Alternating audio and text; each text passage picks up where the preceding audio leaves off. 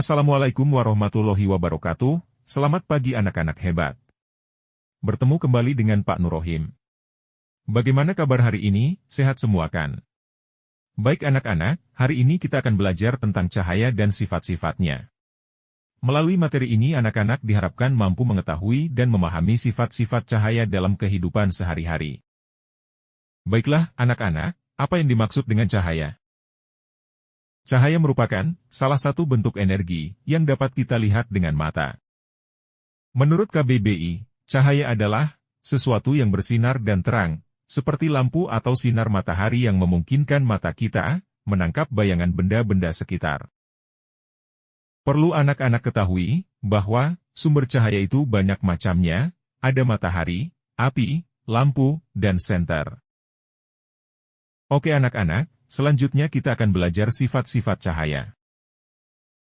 Anak-anak hebat, berikut ini adalah sifat-sifat cahaya yang akan kita pelajari.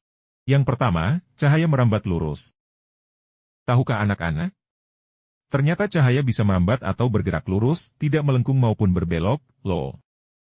Hal ini bisa terlihat saat cahaya matahari merambat lurus ketika melewati celah-celah kecil, seperti jendela. Sifat yang kedua adalah cahaya dapat dipantulkan. Nah anak-anak, kita bisa melihat karena cahaya memantul dari benda ke mata kita. Apabila tidak ada cahaya, tentu saja tidak ada pantulan yang diterima mata, sehingga kita tidak bisa melihat benda. Tak hanya itu, contoh lain adalah ketika kita sedang bercermin. Cahaya dari lampu akan merambat ke cermin. Pemantulan teratur terjadi apabila cahaya mengenai benda yang permukaannya rata, licin, atau mengkilap. Pantulan sinar pada pemantulan teratur memiliki arah pantulan yang teratur. Sedangkan pemantulan baur terjadi apabila cahaya mengenai permukaan yang tidak rata atau kasar. Pantulan cahaya atau sinar pada pemantulan baur tidak beraturan. Sifat yang ketiga, cahaya bisa menembus benda bening. Contoh benda bening adalah kaca, air jernih, plastik bening, dan lain sebagainya. Pembuktian bahwa cahaya dapat menembus benda bening dapat dilihat dari sinar atau cahaya dari lampu senter yang diarahkan pada benda bening. Namun, kita tidak bisa melihat apa yang ada di balik tembok. Mengapa demikian? Perhatikan gambar berikut ini. Apakah kalian bisa melihat perbedaan ketiga benda pada gambar tersebut? Apakah di sekeliling kalian ada benda-benda bening, buram, dan gelap? Cahaya bisa menembus benda-benda bening, atau disebut juga transparan. Oleh karena itu, kita bisa melihat dengan jelas benda-benda tertentu melalui benda-benda transparan, seperti kaca. Sebaliknya, cahaya tidak dapat menembus benda-benda gelap, seperti tembok. Ada pula benda yang sedikit ditembus cahaya, atau buram. Pada benda ini, cahaya hanya bisa menembus sebagian. Oleh karena itu, kita hanya bisa melihat benda dengan samar. Selain bisa menembus benda bening, cahaya juga dapat dibiaskan atau dibelokkan. Ketika menembus media yang berbeda, misal dari udara menembus ke air, cahaya bisa dibiaskan atau dibelokkan. Perhatikan gambar berikut ini. Contohnya, saat sedang mengamati ikan dalam kolam, maka posisi ikan yang terlihat oleh mata bukan posisi aslinya. Contoh yang kedua, sebuah pensil yang dimasukkan ke dalam sebuah gelas akan terlihat patah. Hal ini terjadi karena pensil tersebut melalui dua zat yang berbeda.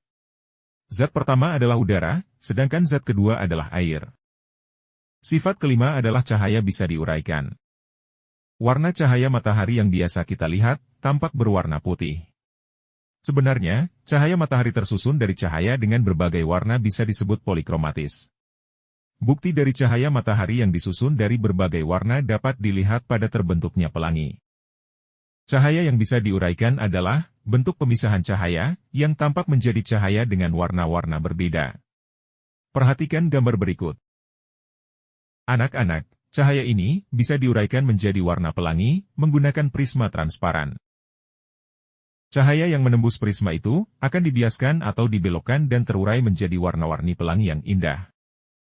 Cahaya-cahaya ini memiliki panjang gelombang yang berbeda dan setiap panjang gelombang memiliki indeks bias yang berbeda. Sifat cahaya keenam adalah cahaya membentuk bayangan. Seperti kita tahu, cahaya merambat lurus dan tidak dapat berbelok. Hal ini yang membuat terbentuknya bayangan. Ketika cahaya mengenai suatu benda, maka cahaya yang terhalang benda akan membentuk bayangan benda itu. Bayangan adalah gambar yang dibentuk oleh pantulan cahaya dari cermin atau pembiasan pada suatu lensa. Hal ini bisa terlihat ketika lampu senter dinyalakan dan tangan kita berada di depan senter yang menyala itu.